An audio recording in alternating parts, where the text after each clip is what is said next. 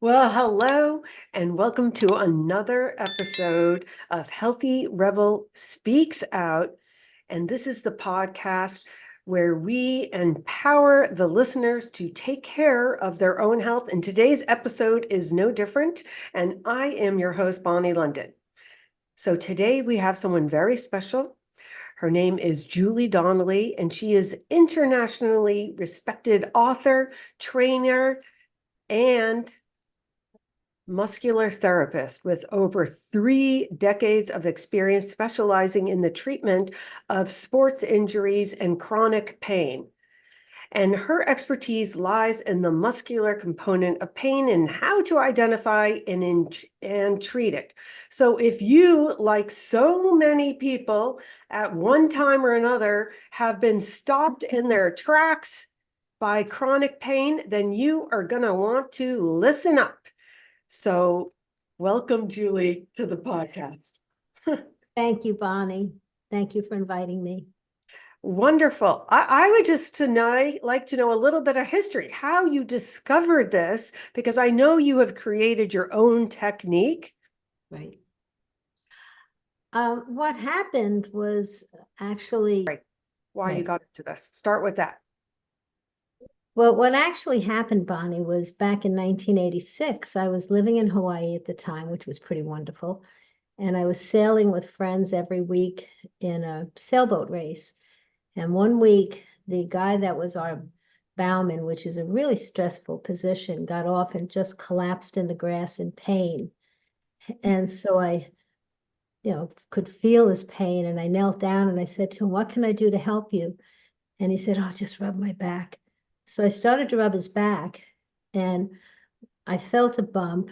And when I felt the bump, he jumped. So I knew that bump was something. I didn't know what it was, but I knew it was something. And I kept my finger on it because I didn't want to lose it.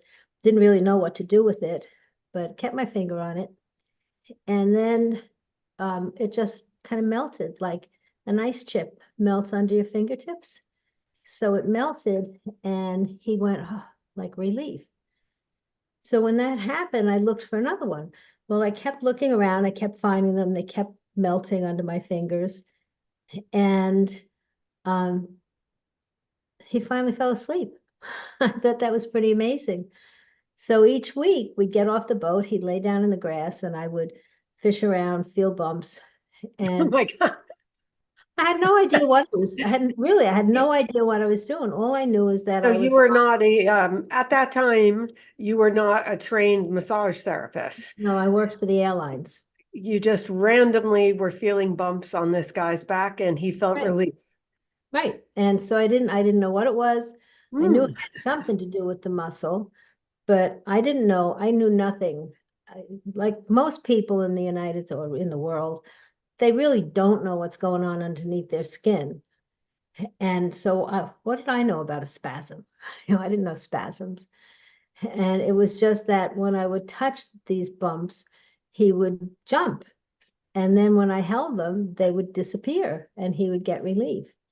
So finally, after doing that for a couple of months, it was such a good feeling that to see that he went from excruciating pain to sleep. I mean, that was really pretty amazing. And eventually I had no idea what I was doing. And someone said, "Well, go to a massage school and ask them."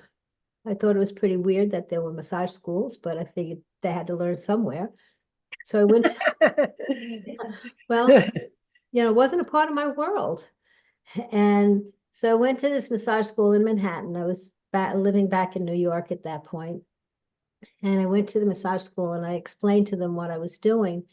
And she said, "Well, you're not doing massage, but you do need a massage license in order to be able to touch people." So that's how I became a massage therapist. Wow, that is crazy. But then you went on to develop obviously all these different modalities with not just athletes or people who I would say want to be athletes on the weekend and all of that. And I'm sure you have so many amazing experience. Oh, And absolutely. yeah, and I just just wanted to put out there how serious it is what you do, because I was, doing a little research, as I mentioned before our recording today. And I mean, I know this from my own practice here in Sarasota that it's a retirement community, and many people who live here, they're spending half of their time going in and out of doctor's offices. Yeah, And I also am aware that what stops people from engaging in life that last decade, it's not what people think. It's not necessarily diabetes, heart disease, even cancer, but it is these muscle skeletal issues right. because Everyday aches and pains. exactly. So maybe you could talk a little bit about what you do that it was, I mean, compared to traditional treatment of these pains when people go to their practitioner and what they are told, and then what you do. Maybe you could explain that. Well, one of the things I found, Bonnie, is most people don't think about muscles causing pain. You go to see a practitioner, a medical practitioner, because you have pain. And it's incredibly rare for anybody to even think of looking at a muscle as the cause of that pain. But the analogy that I use all the time is if you pull your hair at the end, your scalp hurts, but you don't need to massage your scalp. You don't need to take painkillers or aspirins, and you certainly don't need brain surgery. You need to let go of your hair. Well, in the same way, the muscle merges into a tendon, the tendon goes into a bone. When the muscle pulls normally, the joint moves. But if the muscle stays tight, let's go back to that hair analogy. If my hand is the muscle and my hair is the tendon and my scalp is the joint, when the muscle pulls correctly, it moves. But if the muscle got tight, I couldn't pick my head back up because as I try, it's really hurting my scalp. And if I try harder and harder and harder, actually, eventually it could rip out. But that's what's happening with people. All that needs to happen is let go of the tension in the muscle. It'll let go of the tension that's on the tendon, which will then take the strain off the joint, and you'll be able to move easily. And too many people they just don't look at the muscle at all. They don't even consider the muscle. Yes, when you go, and I've had multiple issues myself, and they basically do an X-ray of what? Right, bones. Of the bones, and certainly that's important. And I have gone to, many chiropractors actually, uh, but like you point out, so you get the bones, in alignment, but if those muscles are tight, then what happens, right? Then it just You'll pulls the bone right back out again. right. Exactly. And of course, staying in pain, because we were discussing this too, how it impacts people. Number one, to me, of the biggest concern is the limited mobility Mm-hmm. that occurs. And that is extremely Right. dangerous as people start, oh, I can't do this anymore. Like I see this all the time in my practice. I have this issue, that issue. And then all of a sudden they start making excuses why they can't do, so many different activities. And Right. then, of course, we can lose more and more mobility and Mm-hmm. muscle and all of that. Not to mention not being able to engage in your activities that you enjoy doing, never mind just, taking care of yourself physically. Right. So Well, it's so true, Bonnie. It's like here, like you said, we're a retirement community, but it's also the weather here is so beautiful that people like to go out and ride their bikes or go walking or go swimming. But if you're in pain, you can't. And so you're giving up the things that make retirement rich and make every day rich. I mean, you don't have to be retired to enjoy going out running or riding your bike or doing gardening. So, Yes, and then of course we do have an epidemic going on here in the country of opioid use. Maybe I'm not pronouncing it right, but the point is, yeah, I think that a lot of times, obviously, people go to their doctors because it's awful living with chronic pain and True. want to do something. And So it permeates every single part of your life. You wake up in the morning and you have a hard time getting out of bed because your back hurts. And then you're sitting at the breakfast table and you're having a problem, your shoulder hurts or your knee hurts because now your legs are bent and your knee is hurting. It goes all through the whole day, through the whole day. yeah, well, maybe we could discuss a few of the different populations you work with. I Sure. mean, of course, athletes, I mean, we're talking about just everyday activity, but I know you've had some incredible success stories with people who had been in pain for years, thinking they'll never get back to what they were doing. Right, exactly. So one of the one of the successes, and there have been many, many of them, as you can imagine, after 35 years, but one of them was a man named Alan Woodall.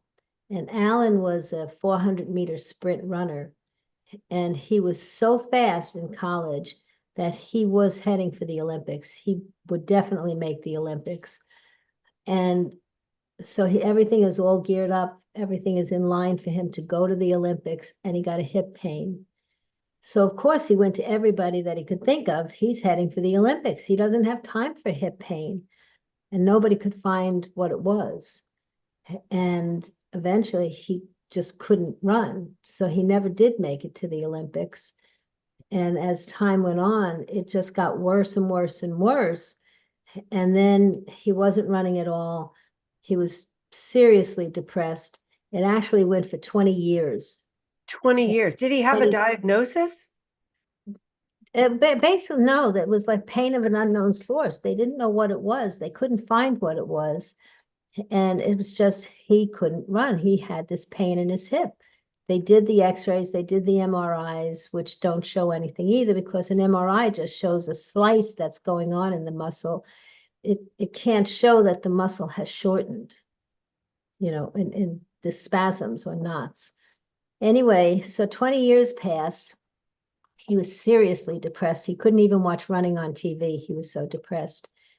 So his wife said to him, "You have to run. I don't care if you're in pain, you have to run." So he came up to see an amazing trainer named Mike Young up in North Carolina.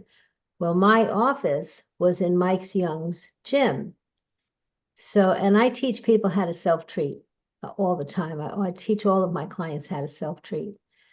So I'm You're walking putting into, yourself out of business. Isn't I that is know, the plan? I'm my own worst competitor. I really am.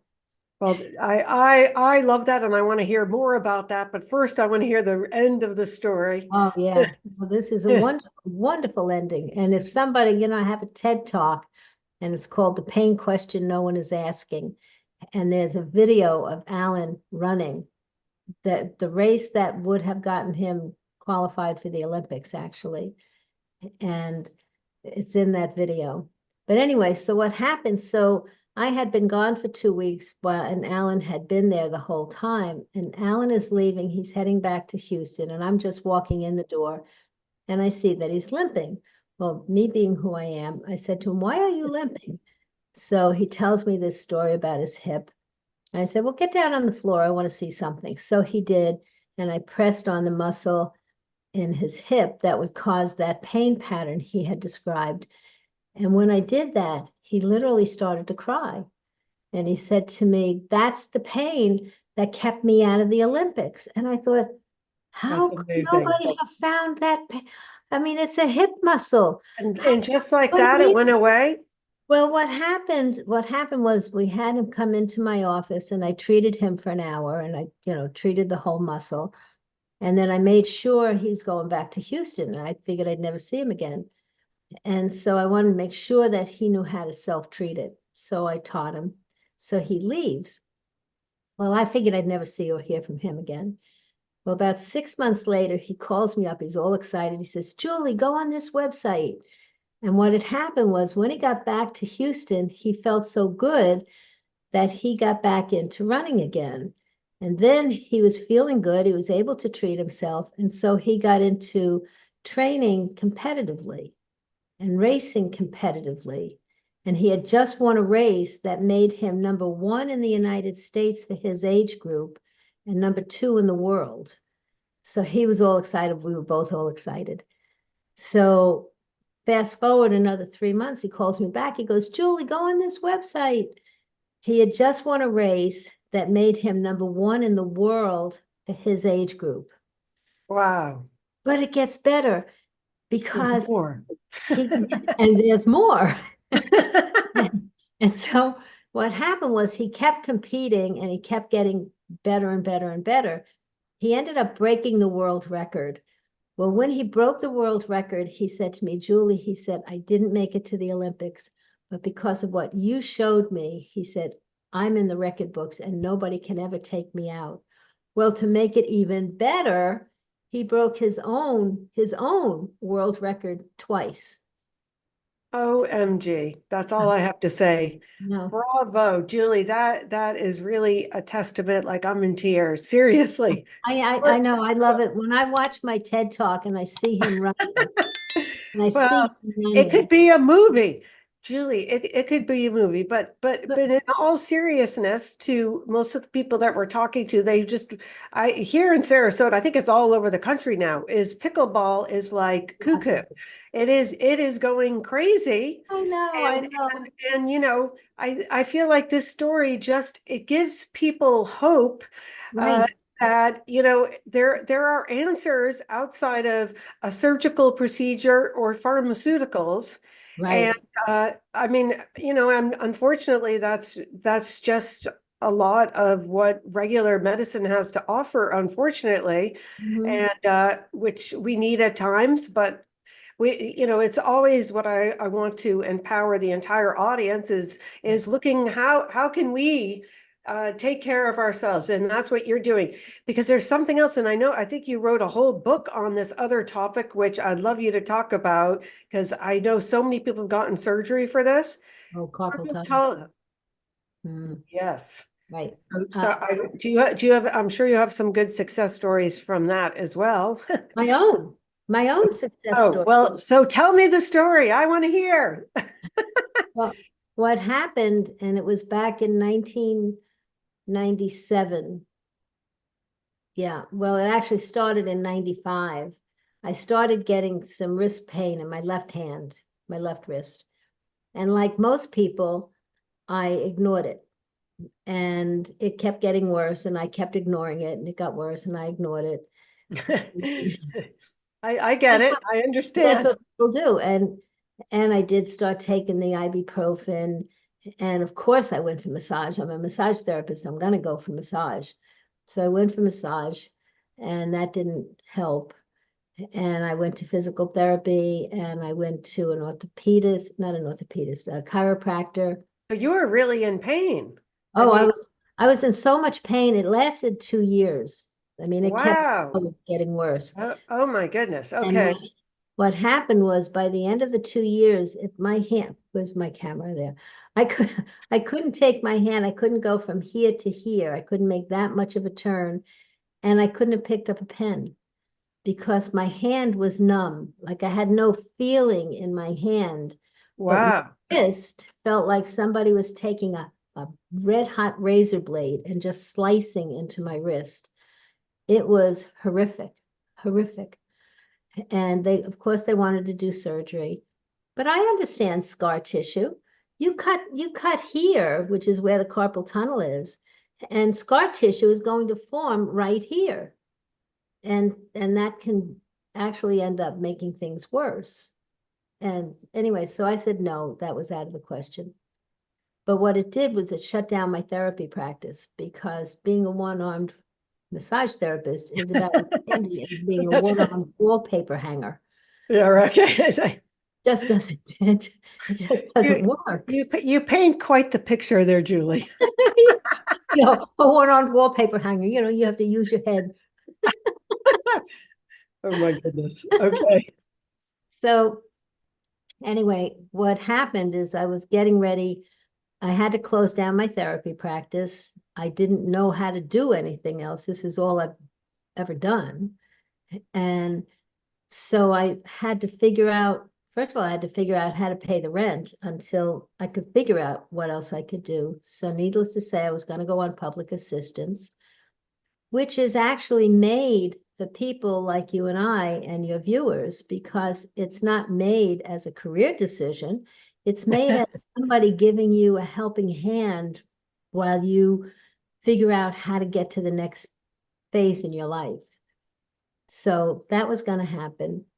And the night before I was going on public assistance, I was kind of marching up and down in my apartment, and I was crying and I was really upset. And I said, fine, fine. If I'm supposed to be helping people some other way, that's fine.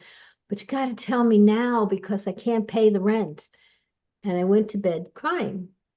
I woke up in the morning, and did you ever wake up and you're talking in your sleep, like from a dream? And Um, it's not your consciousness that's talking, it's just your mouth because it's a dream. You're talking a dream. Well, I will, I will not deny or admit. oh, well, that's diplomatic. But Okay. anyway, my mouth was saying out loud, the problem is the muscles that cross over the median nerve.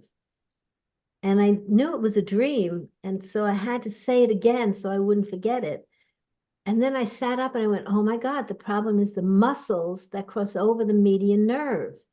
Now, doctors look here, massage therapists look like here from the elbow to the hand, but your median nerve doesn't start in the middle of your elbow. And I had this problem for 2 whole years, and this is my industry, and I still didn't know where the median nerve started.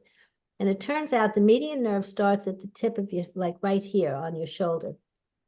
And so I looked in my research books at the trigger points, and I worked every trigger point. And within an hour, body, I had no pain at all. Oh my God. I know my hand was still numb. It was like you got a divine message, I think. That really is exactly how I feel about it. Well, a lot of people get messages from their dreams. I mean, this is not uncommon. I understand that's how Edison Yeah. did a lot of Although, his inventions. okay. Well, there you go. You're in good company. I'm in good company. So I had no pain. Now I was still numb, but I had no pain. So then I'm looking at the book and I'm thinking to myself, okay, I know the answer's in this book.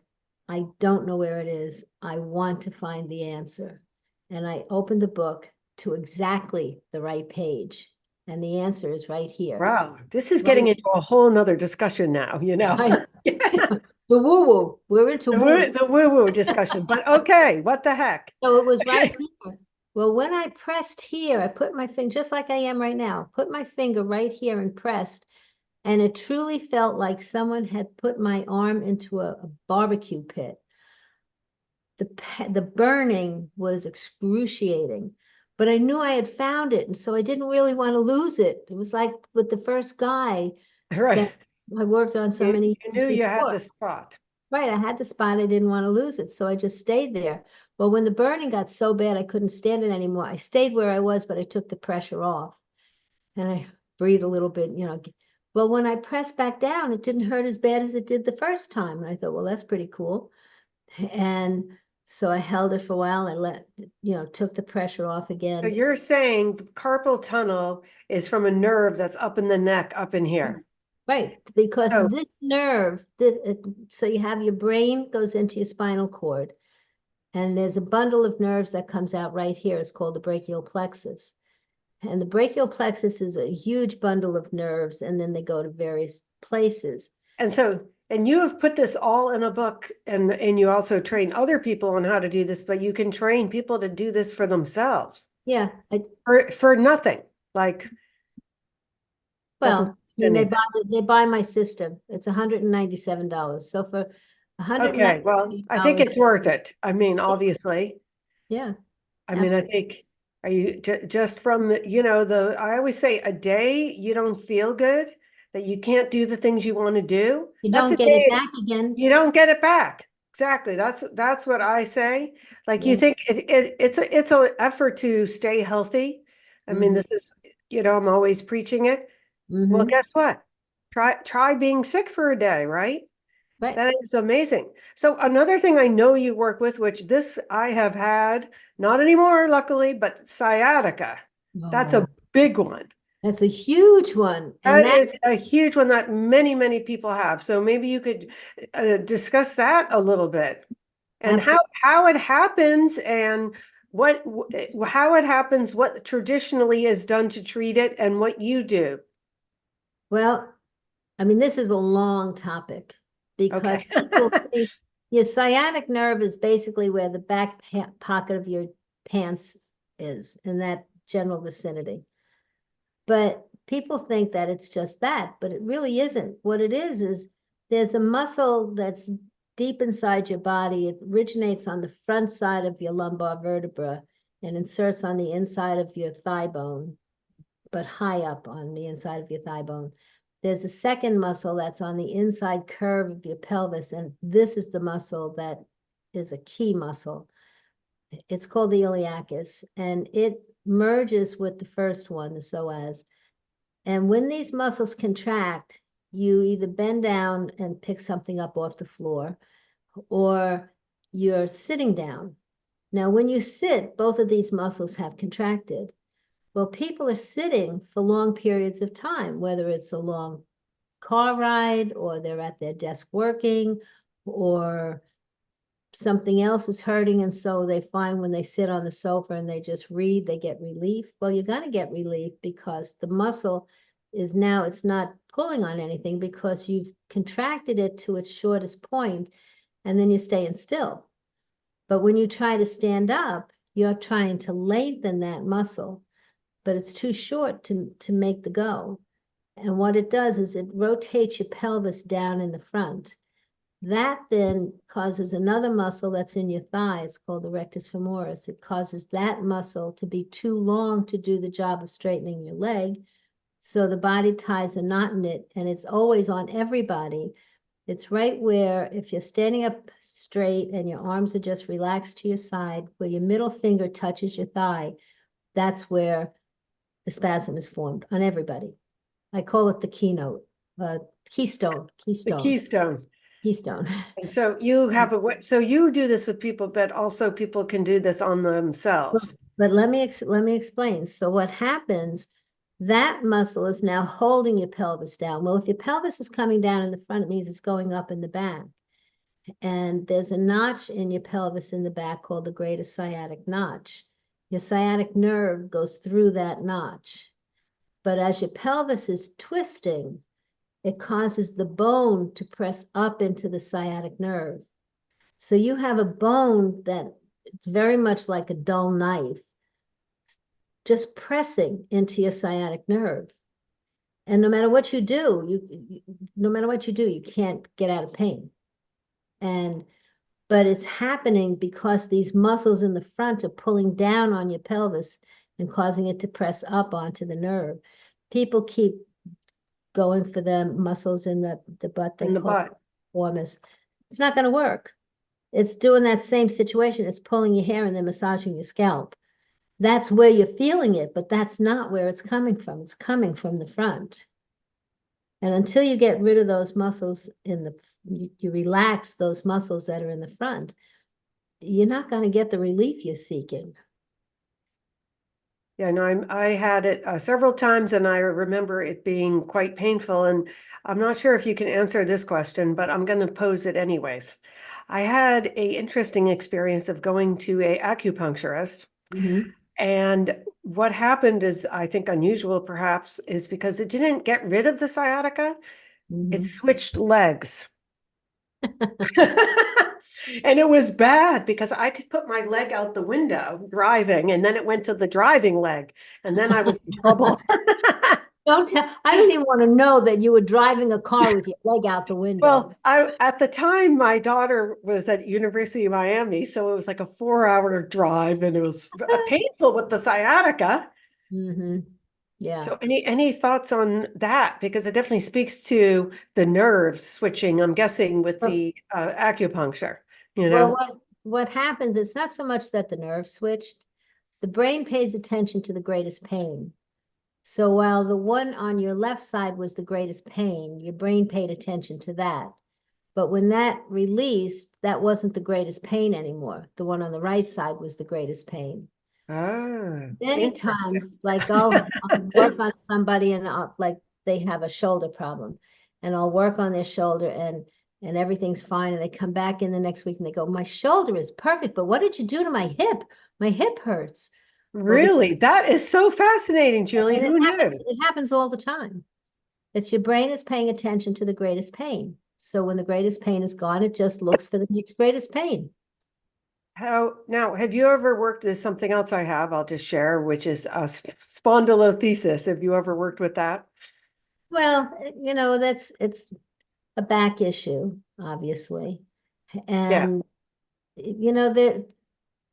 there's so many things that have been there's a diagnosis, but that's like the end result. And so what I work on is the muscles that put the pressure on the vertebra that cause things to happen to the vertebra. Mm, It's like I can't do anything about a vertebra itself, but I sure. can but I can work on the muscle that's pulling on that vertebra and causing it to press into the sciatic nerve, pressing it into the spinal cord, or compressing the discs, or so many other things.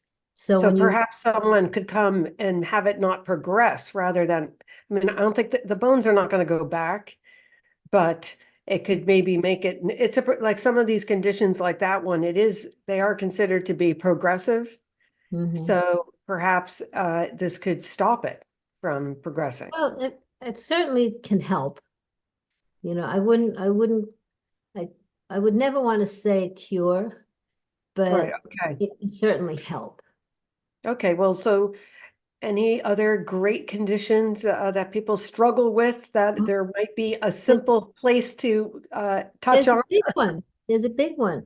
So foot pain, plantar fasciitis. Oh, yes, that is, I have sent people to you for that. Yeah. Yes. And what happens, so people are feeling this pain in their arch. And because of that, they can't go out running, they can't go out walking, ride their bike, play pickleball, whatever the case may be. And I had one woman, she couldn't even walk around her house barefoot because she was in so much Oh, pain. Well, everything that's happening to your foot is actually your lower leg. It's the muscles of your lower leg that move your foot in every direction that it makes. There really? is no muscles in your foot that cause your foot to move, right? It's all your lower leg. But everybody keeps paying attention to the foot. They get foot massage, they get surgery on the foot. I mean, they do all kinds of things for the foot, but they Oh my don't God. treat the lower leg. Wow. Who knew? That's the problem. That's why I come on shows like yours so that we can tell people so that they Well, will know. exactly. And it's a non-invasive, non-drug thing to try. Mhm. And I mean, I feel like what have you got to lose? My And whole feeling is the absolute worst thing that can happen, the worst possible thing is nothing. right, It's never going to make something worse. right. It's not like when people go in for surgeries, which I mean, even the surgeons themselves, I mean, they know.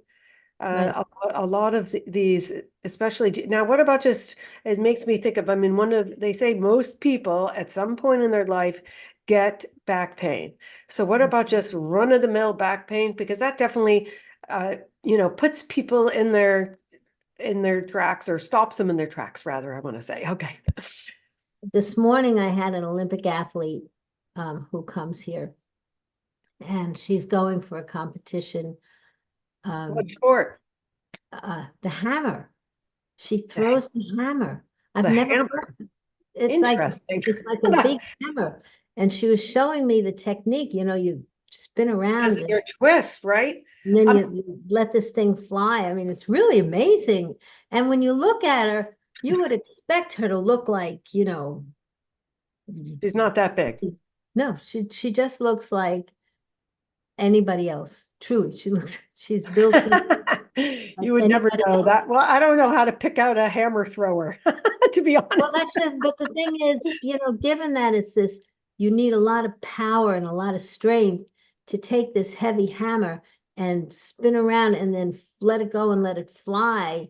And then they measure how far it's gone, and that's how you win. I mean, if I did that, it would go so far, it would land on my foot and break it. Right. It wouldn't go anywhere. Well, first of all, I wouldn't get around the spins that she was showing me. But she had back pain. And when she was showing me, the back pain was like, so you have your shoulder blades, and it was like down here at the middle of her back, but down just right below the shoulder blade. Well, there are charts that show where different spasms refer. So I was showing her on the chart how that spot where she's feeling the pain can actually be coming from your ribs, basically under your arm, but right along your rib cage. Wow. And sure enough, when I was working on that muscle, it's called serratus anterior for anybody who knows muscles or wants to look it up. That muscle, it originates on your ribs and it inserts into your the outside edge of your scapula, your shoulder blade. And when it's pulling this shoulder blade over, but it's causing the muscle that's between your spine and the inside edge of your shoulder blade, it's causing that to be overstretched and be pulling.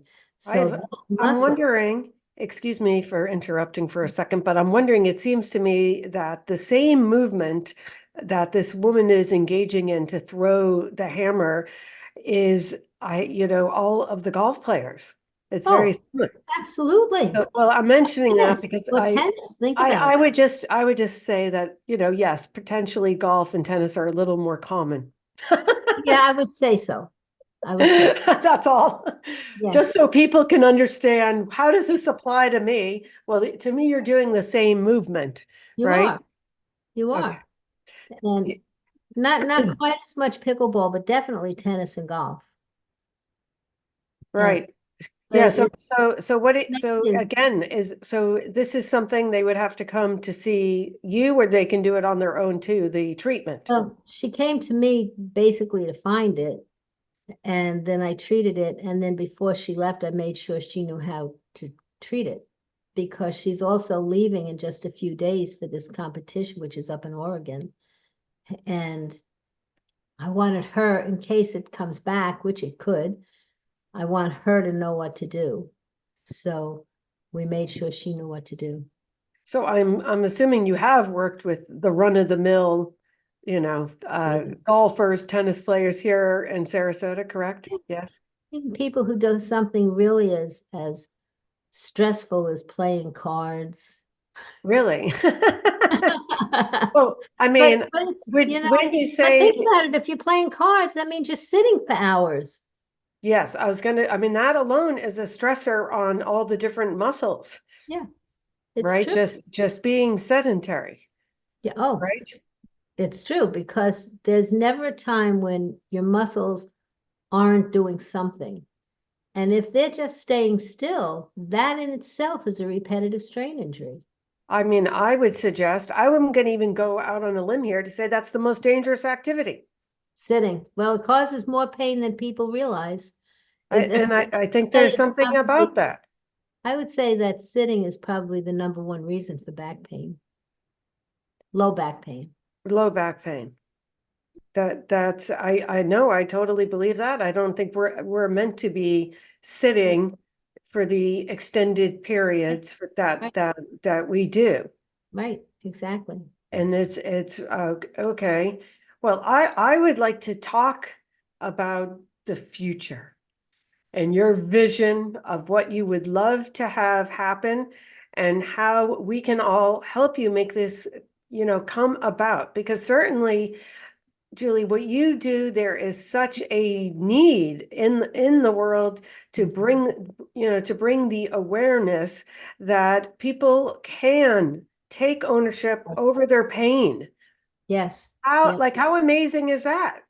I mean, Yes. that to me is the hugest thing. So yes, I would like to hear more about where you're going with this and how perhaps our audience can help you spread this out to more people. And obviously you have 4 books and tons of resources, and you have a YouTube station as well with videos and things like that, correct? Right, exactly. I do. Okay.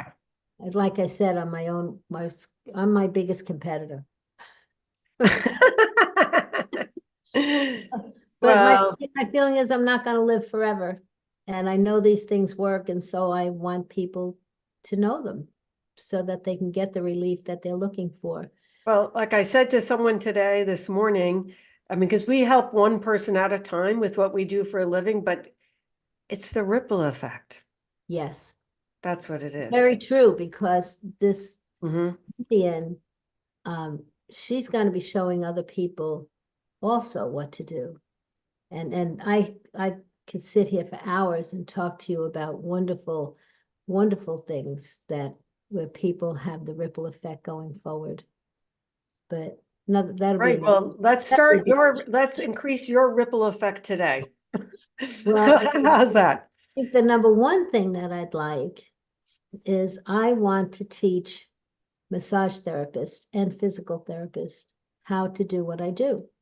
And I want to teach them all across the whole United States. Like I want people to be able to find somebody in their own town who does this type of work. And what I do is not the be all end all of the world. There are other things that work also, but so does this one. And this one is easy. It's easy to do. And it's very rewarding for a massage therapist or a physical therapist to be able to. And you already have, excuse me, an entire program organized. I mean, you could talk about that. Like you already have like a course curriculum. It's already ready to go. Yeah, oh yeah, absolutely. Well, I've already been teaching it. I've had PTs come here to the office and stay for several days, and I just teach them everything I can possibly teach them in that short period of time. And for the massage therapist, I teach continuing education courses, 2, 3, and 4 day classes. And so that's happening. I'd like it to happen more. I definitely want that more. I'm also looking for probably massage therapists who want to become instructors. Because, Bonnie, if I could have, let's say, 2 instructors per state, right? Have 100 instructors, then that means that I would never die. My work would never die because people are out there teaching it, and other people are busy learning it, and then they're sharing it with their clients. Like I always teach the massage therapists and PTs how to teach self-treatment, because you want your clients to get better. And without self-treatment, it's not So anyone who's happening. watching, anyone who's watching, I'm thinking that they could potentially talk to their massage therapist, their physical therapist, and then of course I'm going to put all of your information will be in the description below of because wouldn't it be great someone who's watching already has someone they work with who they think is Right. fantastic, but now they could add something additional to what they're already doing. I mean, Exactly. it seems like a win-win a situation. I mean, I Right. myself, I feel like I'm constantly learning new skills, to be Right. honest, just like more tools to help people, That's right. And right? that's I mean, that's what it is. it. They learn something new that they can add on to, and they already have an amazing toolbox. And this would just make it that much bigger, that much richer. Right. I mean, I very much agree. I Mhm. think this is amazing, and you've already impacted so many people's lives over the past decades. And, it's time to put it out there in a Right. bigger level. Right. Is there anything else that you would like to share with the Absolutely. audience today that we haven't? Okay, tell us. I would like to share something simple that people can do that causes so much pain. It's TMJ, Oh, jaw yes, another pain. one. And so you get the jaw pain like right here. But Yeah. what happens is a muscle that originates here comes down and inserts here. So it's only about this big, but it's an extremely powerful muscle. It's called the masseter muscle, and it's the one that enables you to chew your food. So if It's you just put your fingers right very here, important. like right on your back teeth, the three Yes. middle fingers, right on your back teeth, and use 3 fingers, Bonnie. Oh, I don't know. I'm not counting well. Okay, sorry. All right, so now while your hands are there, I want you to clench your teeth so you can feel the muscle pop out. Got it? Mm-hmm. Now what you're going to do, you keep your fingers right where they are, but you're only going to use for this demonstration. Right now, you're going to press in with the right side, and you're going to press in as hard as you can tolerate. And if you don't have anything going on, it's not going to be painful at all. But if you do have something going on, it's going to hurt. And you hold it for about the count of 15. So we're going to pretend that that was 15. Keep your fingers where they are, but take the pressure off. And now on the other side, excuse me, on the other side, press in and hold it for the count of 15. And then we'll say it's 15 already.